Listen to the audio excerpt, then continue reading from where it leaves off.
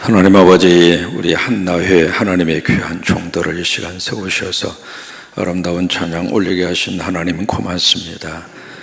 이 교회의 기도의 어머니로, 눈물의 어머니로, 무릎으로 이 지단을 위해서 열심으로 기도하시며 섬기고 계시는 우리 한나회의 귀한 어머님들 일일이 다 기억해 주셔서 남은 인생이 더 행복하게 하시고 아프지 아니하도록 성령님이 꼭 붙잡아 주셔서 믿음으로 날마다 행복하게 사는 우리 한나의 귀한 어머님들 되게 하옵소서.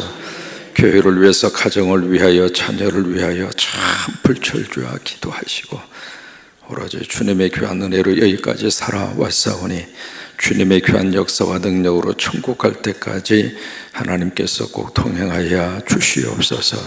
이 시간 손을 들어 예수님의 이름으로 복을 빕니다.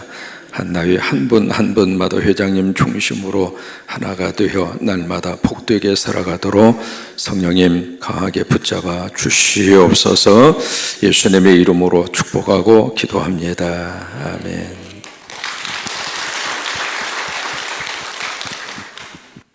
할렐루야. 네, 서로 축복하십니다. 오늘도 은혜 받고 행복하세요.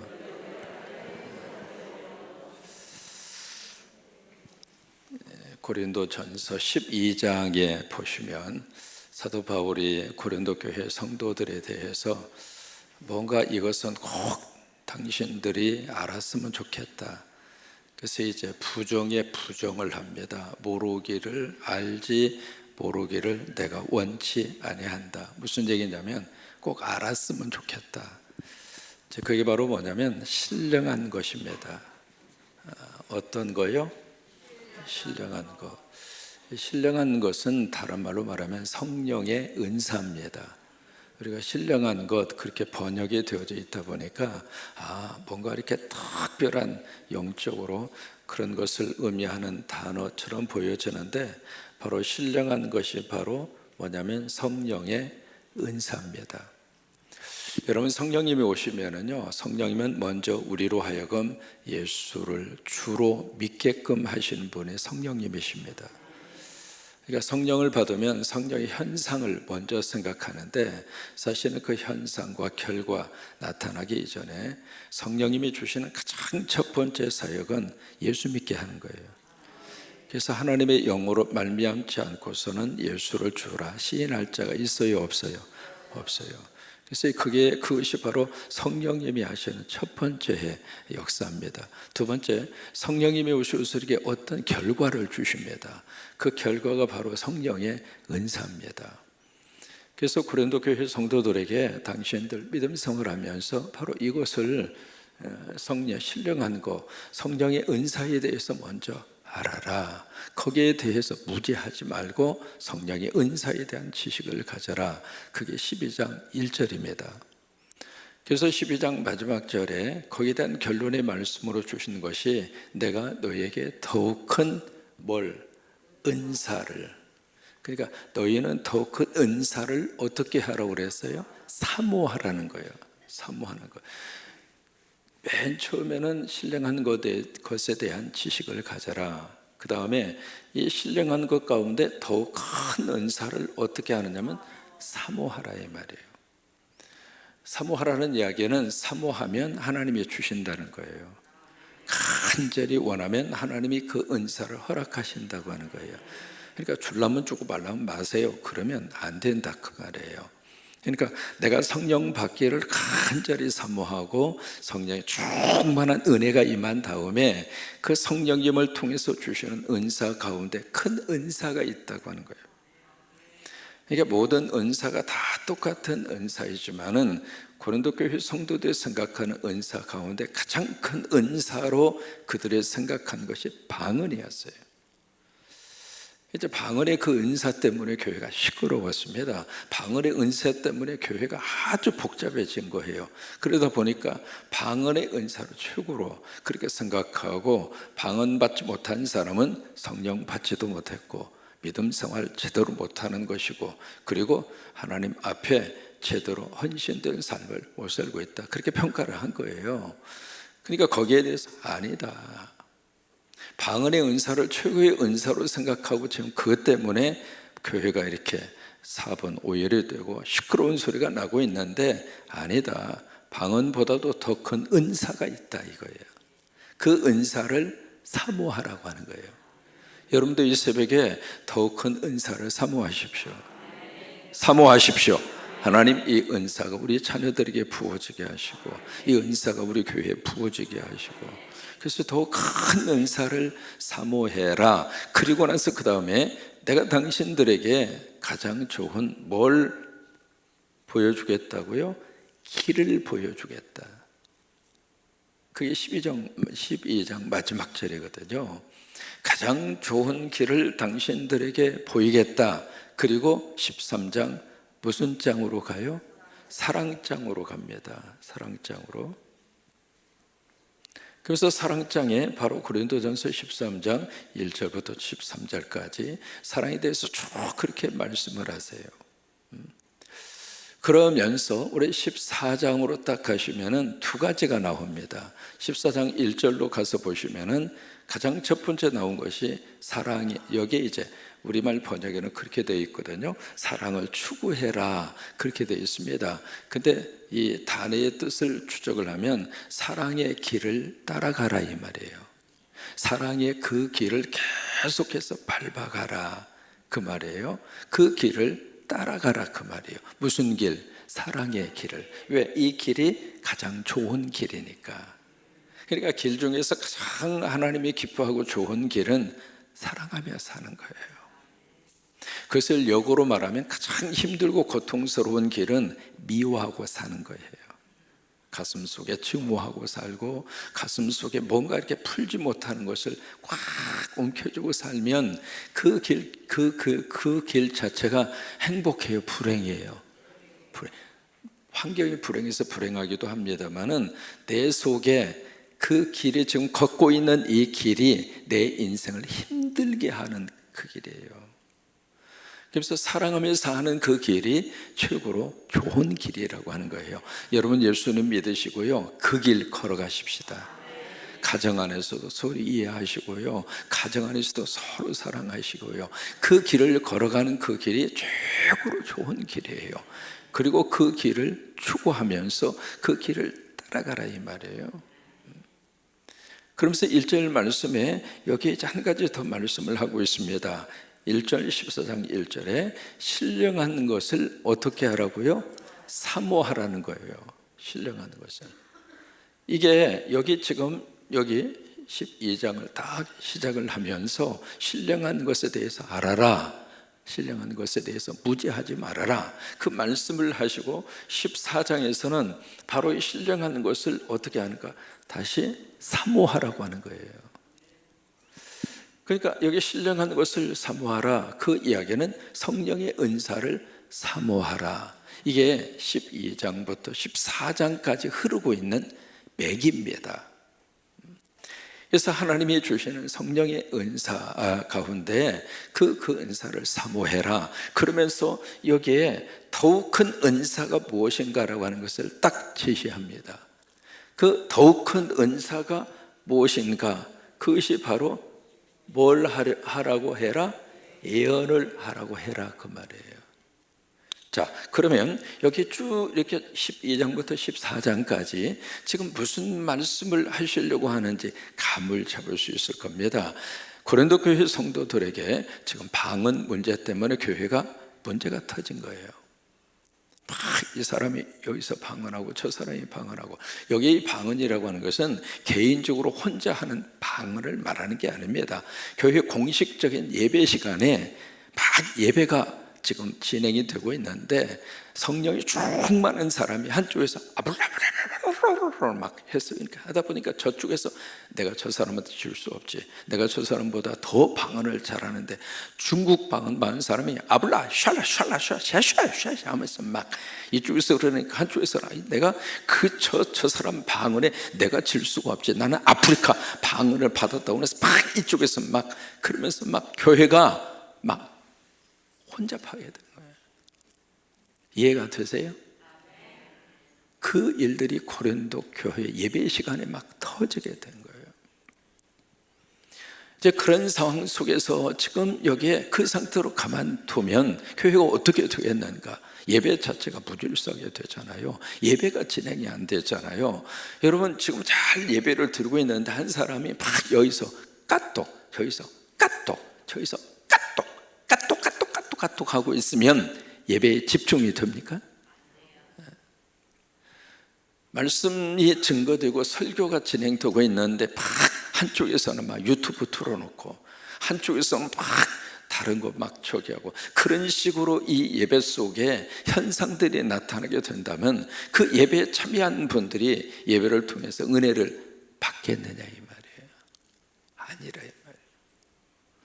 그것을 여러분들이 염두에 두시고 14장의 말씀을 읽으셔야 돼요. 왜냐하면 그 말씀의 그 분위기를 모르면 마치 방언하지 말아라, 방언은 안 된 것이다, 방언은 나쁜 것이다, 방언 그 자체는 별로 소용이 없으니까 방언에 대해서는 추구하지도 말고 방언에 대해서는 철저하게 무시하고 살아라, 그 말씀이 아니에요. 그러면 왜 이 방언과 예언 문제가 이렇게 충돌이 일어나고 있는가라고 하는 거예요. 은사들이 참 많은데 14장에 가서 이 두 가지 은사를 딱 놓고 비교를 합니다. 방언의 은사와 예언의 은사를 놓고 아주 정리를 우리에게 해주시고 있거든요. 그러면 여러 가지 많은 은사가 있잖아요. 지혜의 은사도 있고 지식의 은사도 있고 영분별의 은사도 있고 방언의 은사도 있고 통역의 은사도 있고 이럴 때 아멘 할 때마다 하나님이 필요한 은사를 주신다니까 어쨌든 교회 와서는 아멘만 많이 하라고. 좀 저기 우스운 말로 노는 입 가지고 아멘 좀 해야지. 제 입은 바쁘지만 여러분들의 입은 조금 한가하잖아. 그러니까 그때마다 하나님 저 말씀이 내 말씀이 되게 해주세요. 저 복이 내 복이 되게. 그럼 아멘 좀 하는 거지. 그냥 이러고 있으면 되겠어요. 여러 가지 은사가 참 많은데 특별히 우리 자녀들이 두 가지 은사가 자녀들에게 임했으면 좋겠어요. 어떤 은사? 지식과 지혜의 은사예요. 지금은 우리 자녀들에게 지혜와 지식의 은사가 필요해요. 그래야 공부 잘합니다. 그래야 공부를 통해서 실력이 올라갈 수 있거든요. 그러니까 지식과 지혜의 은사가 우리 손주들에게, 우리 자녀들에게 하나님 꼭 부어지게 해주세요. 그 은사가 꼭 필요하고, 두 번째는 영분별의 은사예요. 또 길거리에 전도하는 사람, 모아하는 사람 이렇게 보면 이단들이 그렇게 들끓고 있어요. 영분별의 은사가 없으면은요, 자기도 모르게 이상한 길로 나도 모르게 빠져가 있는 거예요. 그래서 우리 자녀들이 영분별의 은사가 꼭 필요한 이 시대를 우리가 살아가고 있는데, 자녀들 뿐만이 아닙니다.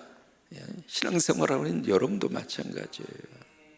영분별의 은사가 우리 꼭 필요하거든요. 그래서 이제 그 많은 은사 가운데 두 가지 은사만 딱 꺼내놓고 두 가지 은사를 딱 비교하면서 14장의 말씀을 쭉 그렇게 기록을 하는데, 왜 그랬는가? 아까 말씀드린 그 때문에 그런 거예요. 그러면서 여기에 특별히 1절 말씀에 이 애언하려고 해라, 애언의 은사를 가장 큰 은사이고, 그리고 그 애언을 하려고 하나님 앞에 기도해서 그 애언의 은사를 달라고 더 하나님 앞에서 간구하고 기도해라, 그 말이에요. 그러면 이 애언의 은사가 뭐길래? 여기 이제 애언이라고 하는 이 단어에 대한 이해가 필요하거든요. 우리가 애언하면 이 애자에 대한 해석이 필요합니다. 그래서 애자에 대한 해석이 가장 어느 쪽으로 딱 가느냐면 미리 아는 거, 그걸 애언이라고 생각하거든요. 그걸 애언이라고 이야기하기도 하고요. 그러다 보니까 어떤 식으로 딱 흘러가느냐면 마치 점쟁이가 점을 쳐서 미래를 알려주는 것처럼 애언과 점쟁이의 점괘를 비슷한 성향으로 딱 이꼬라시키려고 하는 거예요. 그래서 마치 예언의 은사를 받은 사람은 주식 투자를 위해서 종목을 사야 되는데 어느 종목을 사야 이게 대박이 터져서 투자 대비 2000배 수익을 얻을 수 있느냐고. 그래서 점장한테 묻는 것처럼 기도 많이 하는 분에게 가서 물어봐서 어느 종목을 사게 되느냐고. 이분이 한 눈을 깜빡깜빡 하더니 어느 종목을 사라고. 그래서 내가 예언의 은사를 받아서 그 예언에 의해서 내가 그 종목을 사서 다 기도하는 마음으로 가지고 있었는데 꽝이요. 그러면 어떤 생각이 드느냐면 하나님은 믿을 분이 못 되는구나. 왜? 예언의 은사를 받은 분이 예언을 해주었는데 그 예언에 틀려먹었으니까 그 예언을 준 하나님도 믿을 존재가 아니다. 그런 식으로 신앙생활이 흔들리는 그런 믿음 생활하는 사람들이 교회 안에 너무 많다 이 말이에요. 장가를 가야 되겠는데 어느 여자하고 장가를 가야 될까? 그래서 이 여자일까 저 여자일까? 여자가 10명이나 돼. 참 실력도 좋지. 도대체 어느 여자를 골라야 될지가 감이 안 와. 그래서 예언의 은사를 받은 분에게 가서 어느 여자를 내가 골라서 장가를 가야 내 인생이 펴지겠습니까? 그래서 예언의 은사를 받은 사람이 그래 5번 여자한테 가거라. 그래서 5번 여자 만나가지고 장가를 가서 딱 했는데 세상에 성질이 얼마나 거시기한지. 그 여자 얼굴 볼 때마다 그 예언의 은사를 한 그 사람, 도대체 이 예언을 주신 하나님이 믿을 만한 분인가? 그런 식으로 해서 이 하나님에 대한 믿음이 뿌리째 흔들리는 사람들이 주변에 있더라 이 말이에요. 성경이 말하는 예언이 과연 그런 예언인가? 그거 아니에요. 여기 이제 애자라고 하는 이 애자가요, 미리 애자를 써서 그런 이야기하고 있습니다만은 그런 예언이 아니라 은혜에 가서 돈 맡길 때 뭐 한다고 그러죠? 예금한다고 그래요. 누구 돈 갖다 맡기는 겁니까? 내 돈 갖다 맡기는 거예요. 그죠? 없는 돈 갖다 예금하는 사람이 어디가 있어요? 내 돈 갖다가 맡기는 거예요. 잠시 보관을 해주는 거예요. 그러면 은행의 입장에서는 그 돈이 은행 돈입니까? 여러분 돈입니까? 잘 생각하세요. 은행에 갖다가 돈을 딱 맡기면 내 돈이에요? 은행 돈이에요? 내 돈이지. 은행에 잠시 맡기고 있는 거지. 그죠? 똑같은 거예요. 아니 돈 갖다 맡기고 나 없어 그러지 마세요. 돈 갖다 맡긴 그 돈은 여러분 돈이야. 그러니까 찾아서 쓰라고.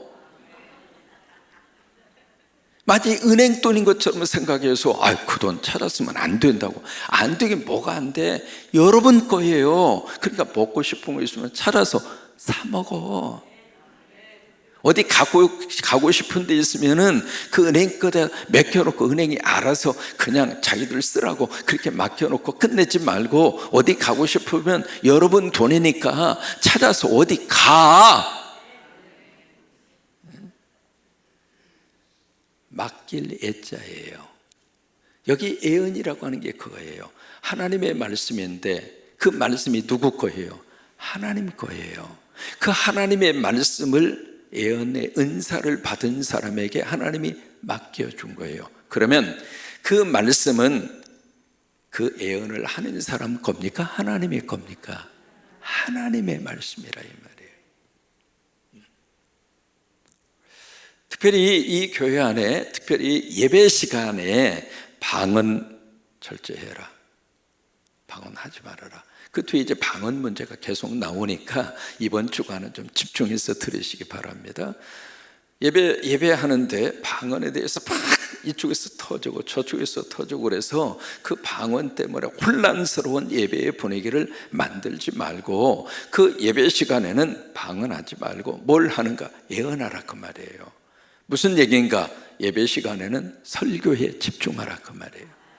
설교가 무엇인가? 하나님의 말씀을 받아서 설교자가 그 말씀을 가지고 기도하고 성령의 은혜로 이 시간에 나에게 주시는 하나님의 말씀으로 하나님이 주시는 말씀이니까 그게 하나님이 주시는 예언이라 이 말이에요. 그래서 예언이라고 하는 단어를 쓰는 거예요. 킹 제임스 버전이라고 하는 영어 단어에서는 이 애언이라고 하는 말을 두 가지로 번역했습니다. 대언이라고 그랬고요, 신언이라고 그랬어요. 사실은 애언이라는 단어보다도 이렇게 번역하는 게 훨씬 더 오해를 덜 낳게 하는 단어입니다. 애언이라고 번역을 하다가 보니까 아까 말씀드린 것과 같은 그런 오해들이 참 많이 나온 거예요. 그럼 왜 애언이라고 번역을 했는가? 이 말씀 속에 애언적인 요소가 있어요. 미래적인 요소가 없는 게 아니거든요. 미래적인 요소가 있다가 보니까 그 단어 자체를 그렇게 번역을 한 겁니다. 근데 원래 의미로 보면 신언이나 대언이라고 해야 훨씬 더 이해가 되는 거예요. 자, 보실까요? 이 두 가지의 것을 이제 대조를 해서 설명을 합니다. 방언은 누구에게 하는가? 여기 쭉 1절부터 5절까지가 그 내용이에요. 이 방언은 누구에게 하는가? 하나님에게 한다고 그랬어요. 하나님에게. 대상이 하나님의 방언은. 예언은 누구에게 하는가? 대상이 사람이에요. 사람에게 하는 거. 두 번째, 이 방언은 알아들을 수가 없다고 그랬습니다. 방언은 이해가 되지가 않아요. 왜? 하나님과의 관계 속에서의 소통입니다. 그러니까 하나님이 주신 어떤 언어적인 측면에서 우리가 이해하는 이 언어가 아니고요, 그 측면에서 나오는 이 언어이기 때문에 알아들을 수가 없는 거예요. 이해가 안 된다 그 말이에요. 그러나 이 예언의 말씀은 사람이 알아들을 수 있는 언어로 선포되는 설교이기 때문에 그 설교의 말씀은 알아들을 수 있다 이 말이에요. 제가 만약에 여러분 앞에 영어로 막 설교한다고 생각해 보세요. 그 설교가 제대로 된 설교일까요? 아니죠.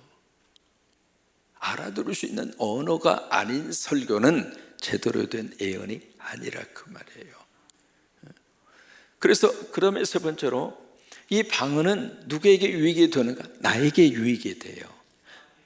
자기에게 덕이 된다 그렇게 말씀하고 있잖아요, 자기한테. 그래서 개인적으로 혼자서 기도하거나 혼자서 하나님과의 관계 속에 있을 때는 얼마든지 방언하라 이 말이에요. 방언의 은사를 하지 말라 그 말이에요. 방언의 은사를 무시하는 게 아니거든요. 개인적인 기도할 때에는 방언을 하든 뭘 하든 그건 자신이 받은 대로 하시면 돼요. 그러나 예배 시간에는 하지 말라 그 말이에요. 그런데 이 방언은 누구한테 덕이 되는가? 자기에게 덕이 돼요. 자기에게. 그래서 그냥 기도할 때는 기도 시간 20분 채우기도 힘들지만 방언으로 막 기도하는 사람은 2시간이든 3시간이든 막 기도의 깊이 속에 들어갈 수 있잖아요. 그러다 보니까 이 방언이 나한테 덕이 되더라 그 말이에요. 유익이 되더라 그 말이에요. 그런데 이 예언은 누구한테 유익이 되는가? 교회에 덕이 되더라 그 말이에요. 교회에게 유익이 되더라 그 말이에요. 그래서 성도들이 교회를 세우는 입장에서 정말 필요한 은사는 예언의 은사예요. 여러분 성광교회 안에 하나님께서 역사하시고 하나님이 교회를 세워갈 때 여러분 모두가 가진 은사가 참 하나님 앞에 귀하게 쓰임 받습니다. 섬김의 은사, 봉사의 은사, 헌신의 은사, 교사의 은사, 찬양의 은사 다 필요합니다. 그 가운데 교회를 세우는 데 있어서의 가장 중요한 은사의 현장은 여기입니다. 강대상에서 말씀이 나가야 합니다. 크게 아멘. 우리 성광교회가 앞으로 강대상에 튼튼하게 되기를 축복합니다. 여기가 흔들리면 여러분 받은 은사 다 흔들립니다. 가장 중요한 것은 그 교회의 강대상입니다. 강대상에서 말씀이 어떻게 증거되는가? 강대상에서 은사, 예언의 은사를 받은 주의 종들이 하나님의 말씀을 가지고 하나님의 말씀으로 증거될 때 그 말씀이 우리 속에서 우리 안에 들어와서 복이 되고 그 말씀이 내 속에서 살아있고 그 말씀이 능력이 나가고 그 말씀이 기적을 주고 그 말씀이 지금도 우리 안에 살아서 놀라운 하나님의 축복으로 우리를 세우고 우리를 이끌어가고 우리에게 치유를 주시고 우리를 위로하고 우리를 권면하고 우리를 하나님의 거룩한 자녀로 살아가도록 복을 주시는 거룩한 역사의 출발은 강대상입니다. 여기가 예언의 은사가 임해야 합니다. 그래야 교회가 하나가 돼서 여러분들이 받은 은사와 더불어서 교회가 훌륭하게 주님 앞에 쓰임을 받게 되는 역사가 일어나게 된다고 하는 거예요. 그런 의미에서 이 예언의 은사를 사모하고 예언의 은사를 더 추구하라고 하는 거예요. 여러분들이 교육자들을 위해서 기도해 주실 때 그 기도를 해 주셔야 돼요. 하나님, 우리 교육자들 속에 예언의 은사가 임하게 하옵소서. 그래서 말씀이 하나님의 말씀으로 잘 정리하도록, 하나님의 말씀이 하나님의 말씀으로 드러나도록, 하나님의 말씀이 깨달아져서 그 말씀이 내 삶 속에 하나님의 말씀으로 선포되고 들려지도록, 주여, 사랑하는 우리 자녀 가운데 목회하는 분이 계신다면 여러분들의 목회하고 계시는 자녀들에게 예언의 은사가 임하도록, 그래서 하나님의 말씀이 쭉 여기에서 영으로 임하고 지식으로 임하고, 그리고 그 말씀이 입을 통해서 성도들에게 말씀으로 잘 증거되도록 여러분 그런 역사가 임하게 되기를 주의 이름으로 축원합니다.